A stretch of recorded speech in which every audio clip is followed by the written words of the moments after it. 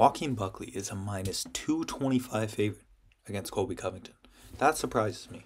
Obviously, Colby hasn't fought in a while. In his last one, he looked brutal against Leon Edwards.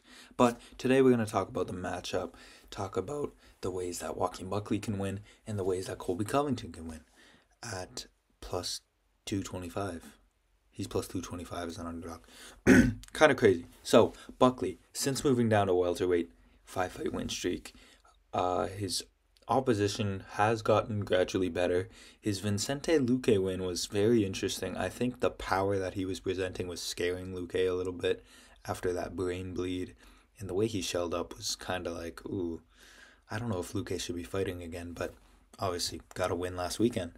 But Buckley is an odd one because his style is very explosive. He likes to blitz in on straight lines and throw big, wide hooks as he squares off his stance. In this matchup specifically against Colby Covington, he's a southpaw as well. He's got the longer reach. He's going to be the bigger man by a lot. Colby walks around at about 185, probably max is what he says. He says 182 max, but I could see him getting up to 185, so he doesn't cut a lot of weight. Joaquin Buckley has been at middleweight before. He said he didn't cut a lot of weight at middleweight, but now, watched an interview with Mighty Mouse, he says he walks around at like 200. He's going to be a big dude, big, powerful, scary dude. Those early rounds are going to be scary for Colby Covington and Colby Covington fans. How Buckley is going to win this fight is pretty simple. Starting with cage control. Cage control is a giant factor in this matchup, and what I mean by that is if Joaquin Buckley is getting backed up against the fence and getting takedowns shot on him like he's Robbie Lawler, like he's Jorge Masvidal or RDA, then that's not going to be a good thing. Joaquin Buckley does his best work. He is his most dangerous when he has you backed up against the fence, when he's leaping in with wide hooks and he catches you where you can't back up anymore and he tags you. Did this against Stephen Wonderboy Thompson, obviously phenomenal striker, a little bit washed, but phenomenal striker, and he landed great boxing combinations in his fight against Alex Morono, going to the body as well. That's going to be my second key. I would say the body work will be huge because even if he's not getting to the head as much as he's maybe wanting to, the body work will be huge because you would think that if this goes 5 rounds, it favors Colby Covington. Colby has gone 5 rounds many a times. He's got the cardio. He's more experienced in that type of fight. And the type of fight that he fights is more suited to 5 rounds. Buckley is very explosive. He relies on his explosions and his speed. And that's not always suited well for 5-round fights. First 5-round fight, first main event, it's new to him. That's another thing. The body work. He was doing great body work against Alex Morono when he backed Alex Morono against the fence, throwing his squared off, like hook combinations, going to the body, digging those shots. You could potentially get a finish, obviously, and if you don't, you're damaging the body, you're damaging the cardio of Colby, and also the will. Colby, he's fighting this dude coming off of a title shot where he lost. He's already fought 3 title fights. He's winning poker tournaments everywhere, as I learned on the Guru interview. Maybe he's not as willing to die as Joaquin Buckley is in that octagon. Maybe he's like, oh, that body shot might have broke a rib. Let me just sit down, chill. Body work, key, and controlling the cage. The third key is takedown defense. You're fighting Colby Covington, he's going to shoot on you. Whether he's looking passive like he did in the Leon fight, Leon still had to deal with takedowns. If Buckley cannot defend against the takedowns of Colby Covington early, he's going to be in massive trouble. And if he starts not being able to defend them late in the second round or early in the third round, then he's going to be in big trouble. It's only going to get worse for him as the fight goes on, and as Colby gains confidence in his wrestling, it's going to be even worse for him. So he has to be able to defend takedowns. Statistics on Joaquin Buckley's takedown defense. For a career, he's 69% takedown defender, I'm pretty sure. But he fought up at middleweight. Those guys are really big compared to him. He said he was not cutting much weight at all to get to middleweight. He was severely undersized. I think Amavov took him down 3 times. Colby is a much smaller guy, and at welterweight, Joaquin Buckley has only had 5 takedowns attempted on him. 3 of those were Vicente Luque takedowns. Not the most, especially given that fight. I think most of them were like desperation takedowns, and then he like pulled guard on one of them. I can't remember that fight exactly, but the only time he's been taken down, one time, 5 takedown shot, he got taken down one time. It was when he threw a spinning wheel kick, and Alex Morono walked into him, like closed the distance, and I think he might have underhooked a leg. Buckley goes down for 2 seconds, pops right back up. So Buckley hasn't really had to deal with any wrestlers in the welterweight division, and especially no wrestlers to the level of Colby Covington, but his athleticism, his just pure power, and his size for the welterweight division, I feel will give him advantages in takedown defense and will put him in a good spot, but we haven't seen it tested. If he can, and cage control is so important for takedown defense, because if he's against the cage, it's going to be bad for him. Even if he's defending the takedowns, he's working, and Colby can work there all day. If he's out in the open, Colby's shooting on not his terms. He's like, oh my goodness, I have to duck under and get a takedown, and then Buckley sprawls on him. That is where you're making Colby work, and it's better for you. So that is what Joaquin Buckley has to do. He has to control the cage, not get his back up against the cage. He's got to go to the body when he's throwing his boxing combinations.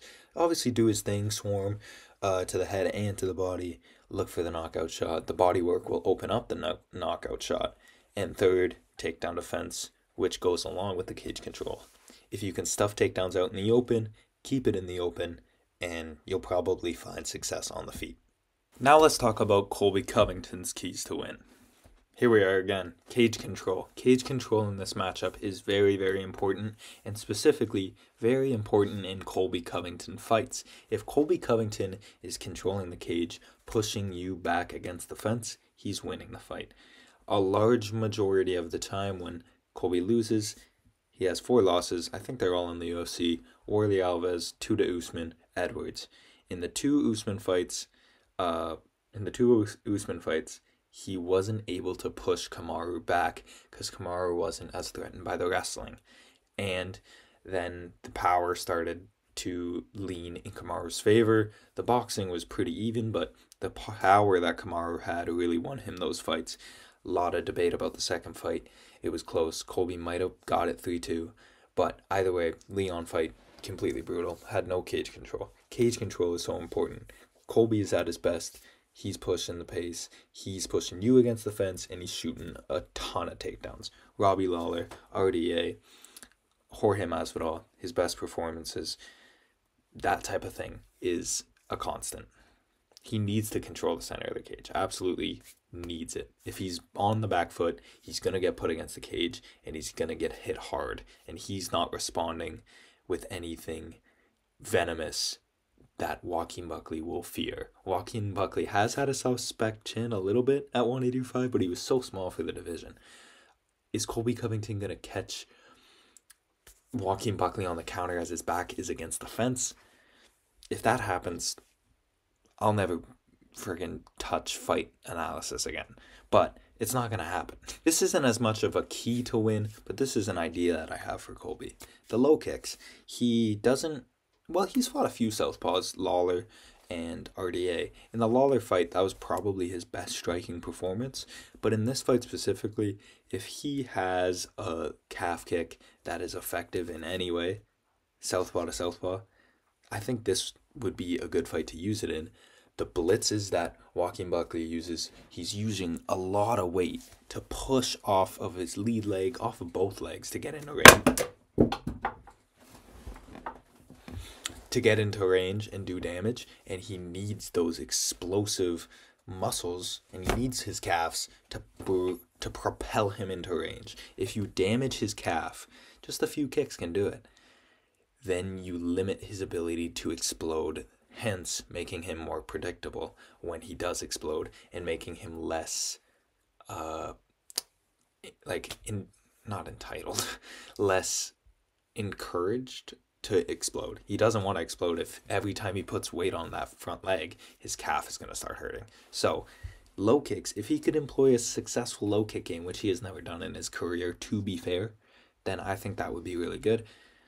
But that might be a little bit of wishful thinking. The third thing is reactive takedowns. We know Buckley is going to be exploding in. I would not be surprised if he does it in the first 3 seconds of the fight. He's going to explode in. And he might explode in with an uppercut now that I'm thinking about it, because he'll expect this. But reactive takedowns. If Colby can successfully shoot reactive takedowns as Buckley is exploding in, sometimes completely leaving his feet to try to enter range, then he can duck underneath and get takedowns, because Buckley is very squared. He's offering his whole upper body and his lower body to Colby. Colby can counter with takedowns. He's got to be careful of uppercuts, because Buckley will lead with these short, like leaping tight uppercuts. Have to be careful of that. And obviously knees, because Buckley could fly into a knee very easily. He's super explosive. I think one thing Colby could do to make his reactive takedowns a little bit more successful is if he's pumping out that non-committal jab that he showed beautifully against Robbie Lawler. And I'm talking, this is the thing, it's 2024, almost 2025. I'm talking about fights that happened in 2019 and RDA like 2017 or 18. Or, yeah, that's the thing. It's been a while. I think that's why the odds are the way they are. You have an active guy who matchup-wise isn't great for Colby against an inactive guy who looked horrible in his last fight. The odds kind of make sense in that way.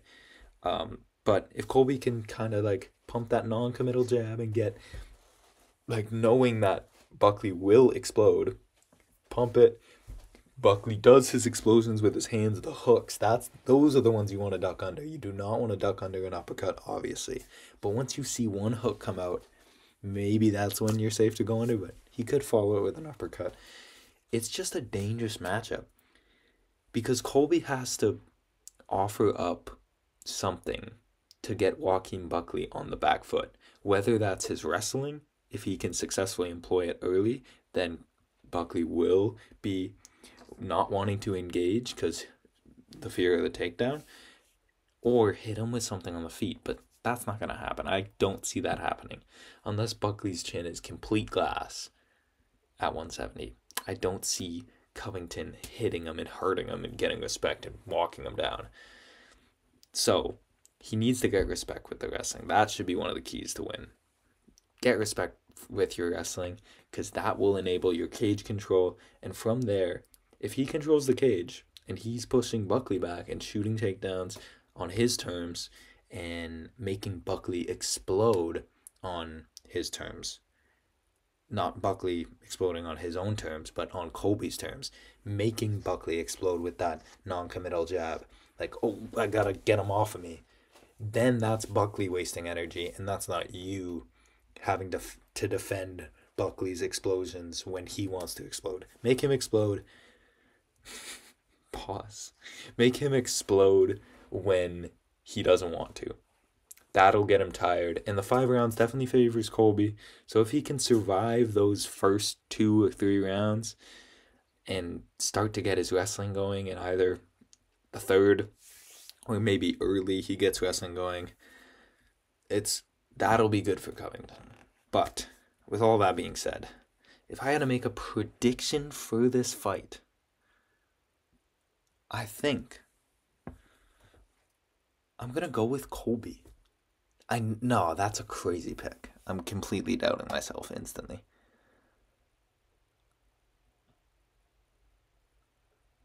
I'm going to go with Colby Covington. Colby Covington turns back the clock. This man right here turns back the clock, and he successfully wrestles early, gains confidence from that, Buckley's worried about the wrestling. He's on the back foot. He's still dangerous as hell, for sure. So Colby's got to be on his P's and Q's. But Colby has success with the wrestling early. He gets takedowns. And even if Buckley gets back up, he's confident that he can keep wrestling. And now Buckley's a little worried about the takedown. And from there, it's Colby using that cardio, using that pace, and making Buckley explode when Buckley doesn't want to explode, and slowly gassing him out, and maybe winning a 5-round decision. Even if he loses a couple rounds in the early stages. Like, if he loses 1 and 2, but he's still surviving, he's tough, and then he gets the wrestling going in the later rounds, that could be good too. This is a bold pick. My plus 225 underdog. I'm hitting that Colby Covington line. Honestly, nah.